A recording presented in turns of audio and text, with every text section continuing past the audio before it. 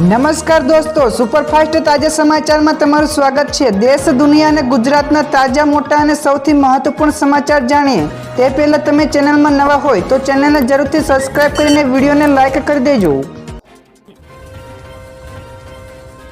સૌથી પહેલા દોસ્તો આપણે વાત કરીએ તો કાતિલ ઠંડી સાથે માવઠાની આગાહી છે। ત્યારે હવામાન નિષ્ણાત અંબાલા પટેલે ફરી એકવાર આગાહી કરી છે, જેમાં તેઓએ આગાહી આપતા જણાવ્યું છે કે બંગાળના ઉપસાગરમાં 20 થી લઈને 25 નવેમ્બરે ડીપ ડિપ્રેશનના કારણે ચક્રવાત બનશે, તો અરબ સાગરમાં પણ 19 થી લઈને 22 નવેમ્બર દરમિયાન લો પ્રેશર સર્જાશે। ત્યારે લો પ્રેશર સોમાલિયા કે ઓમાન તરફ જશે તો વરસાદ નહીં આવે, જો ગુજરાત તરફ આવશે તો વરસાદ આવવાની પણ શક્યતા વ્યક્ત કરી છે। તો દોસ્તો બીજા સૌથી મોટા સમાચાર સામે આવ્યા છે। રાજ્ય સરકારનો મોટો નિર્ણય, તો રાજ્યના લોકોના સુખાકારીને લઈને માર્ગોની પહોળાઈ વધારવામાં આવશે, જેમાં ભારે ટ્રાફિક ધરાવતા રસ્તાઓને વધુ સરળ, સલામત અને ઝડપી વાહન વ્યવહાર યોગ્ય રાખવા માટે 21 જેટલા માર્ગોની પહોળાઈ પણ વધારા રૂપિયા 2,995 કરોડ મંજૂર કરવામાં આવ્યા છે। તો 21 જેટલા રસ્તાઓને 203.41 કિલોમીટર લંબાઈને 4 લેન કરવા રૂપિયા 1,646.44 કરોડ તેમજ 15 જેટલા માર્ગોને 221.45 કિલોમીટર લંબાઈને 10 મીટરને પહોળા કરવા રૂપિયા 580.16 કરોડ વપરાશે। ત્યાર પછી દોસ્તો આગળ વધુ એક સૌથી મોટા સમાચાર, સુરતમાં આ વખતે કાપડ ઉદ્યોગોને થશે કરોડોની કમાણી। જ્યાં દોસ્તો આખા દેશમાં સુરતનું કાપડ ઉદ્યોગ જાણીતું છે, કારણ કે તે કાપડનું હબ છે। તો દર વર્ષે અહીં કરોડો રૂપિયાનો બિઝનેસ પણ થાય છે। તો હવે લગ્નની સિઝન શરૂ થઈ ગઈ છે, તો સાથે જ અન્ય તહેવારોને લઈને પણ આશા છે કે આ વર્ષે કાપડ ઉદ્યોગોમાં 50,000 કરોડ રૂપિયાનો વેપાર પણ થઈ શકે છે। જ્યારે આ વખતે વન પીસ, લહેંગા અને એથનિક વિયર્સની ઘણી ડિમાન્ડ છે, તો સાડી અને ડ્રેસીસ તેમજ સેમી વેસ્ટર્ન તો ઓલ ટાઈમ હાઈ ફેવરિટ રહે છે। તો દોસ્તો બીજા સૌથી અગત્યના સમાચાર સામે આવ્યા છે। ડુંગળીના ભાવમાં ઘટાડાની સંભાવના છે। તો તાજેતરમાં જ ડુંગળી 80 રૂપિયા કિલો સુધી પહોંચી હતી, ત્યારે આવનારા દિવસોમાં ડુંગળીના ભાવમાં ઘટાડો થઈ શકે છે।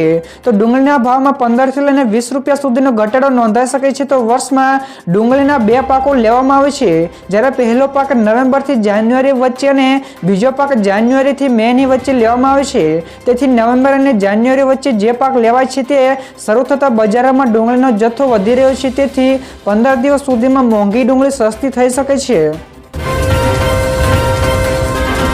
ત્યાર પછી આગળ દોસ્તો વધુ એક સૌથી અગત્યના સમાચાર, સૌરાષ્ટ્રમાં મિની ગિફ્ટ સિટીને 538 કરોડના ખર્ચે સ્માર્ટ સુવિધાઓ મળશે। જ્યાં દોસ્તો રાજકોટના 930 એકરમાં પથરાયેલા ગ્રીનફિલ્ડ સ્માર્ટ સિટી એરિયામાં અટલ સરોવર આકર્ષણનું કેન્દ્ર બન્યા બાદ હવે રૂપિયા 538 કરોડના ખર્ચે બનેલા સૌરાષ્ટ્રના પ્રથમ મિની ગિફ્ટ સિટી સમાન રોબોટ ઇન્ફ્રાસ્ટ્રક્ચરને ખૂબ જ મહત્વનો પ્રોજેક્ટ પૂર્ણતાના આરે છે, જેમાં 26 જેટલા બગીચાઓ છે, જેમાં પર્યાવરણની જાળવણી માટે દર વર્ષે 50,000 વૃક્ષોનું પણ વાવેતર સદભાવના ટ્રસ્ટના સહયોગથી કરવામાં આવે છે। તો દોસ્તો ફટાફટ આગળના બીજા સમાચારની વાત કરવામાં આવે તો ભારતની મોટી સફળતા, તો ભારતે ઓડિશાના દરિયા કિનારે આવેલા ડોક્ટર એપીજે અબ્દુલ કલામ દ્વીપ ખાતે મોટી સફળતા મેળવી છે। તો અહીં ત્યાં લાંબા અંતરની હાઇપરસોનિક મિસાઇલનું સફળતાપૂર્વક ફ્લાઇટ ટ્રાયલ કરવામાં આવ્યું હતું। તો આ સ્વદેશી મિસાઇલને લઈને રક્ષામંત્રીએ DRDOને અભિનંદનો પણ પાઠવ્યા છે।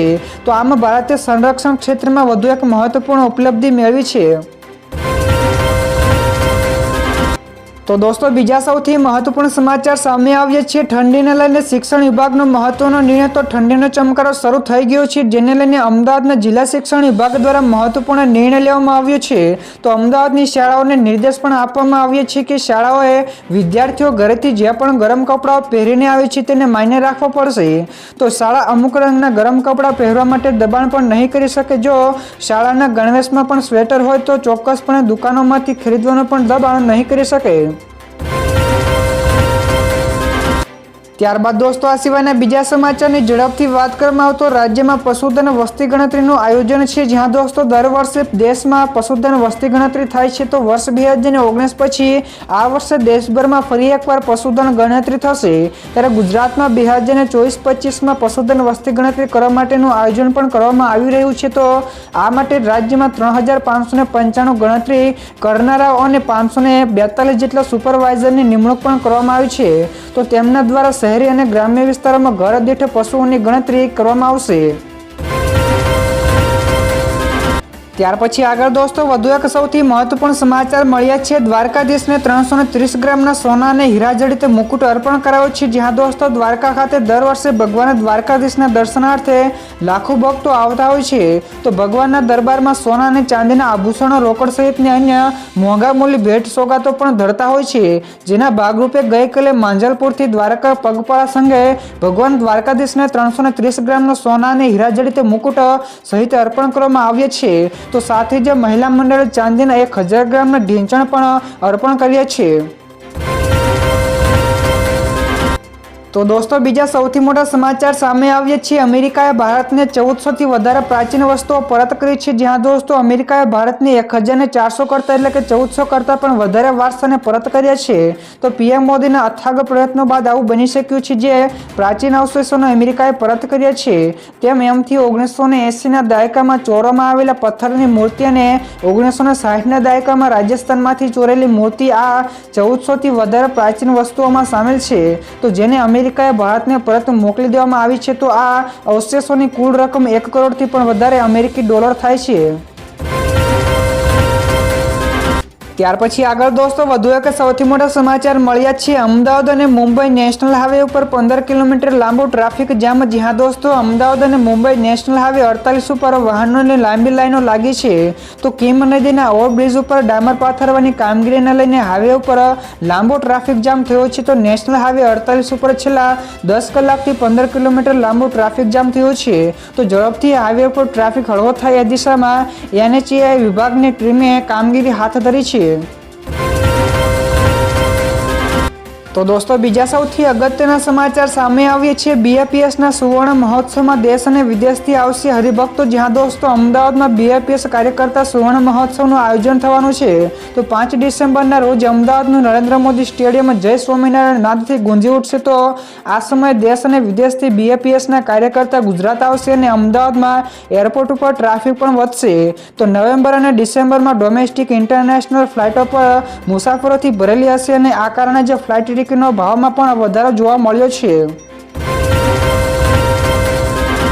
ત્યારબાદ દોસ્તો ફટાફટ આગળના બીજા સમાચારની વાત કરવામાં આવે તો 8 કંપનીઓના મૂલ્યમાં 1.65 લાખ કરોડનો ઘટાડો। જ્યાં દોસ્તો ગયા અઠવાડિયે દેશની ટોચની 10 કંપનીઓમાંથી 8ના માર્કેટ કેપમાં રૂપિયા 1,65,180 કરોડનો ઘટાડો થયો છે। તો આમાં સૌથી મોટી ખોટ HDFC બેંકને થઈ હતી, જેનું મૂલ્યાંકન રૂપિયા 46,729 કરોડ ઘટ્યું છે।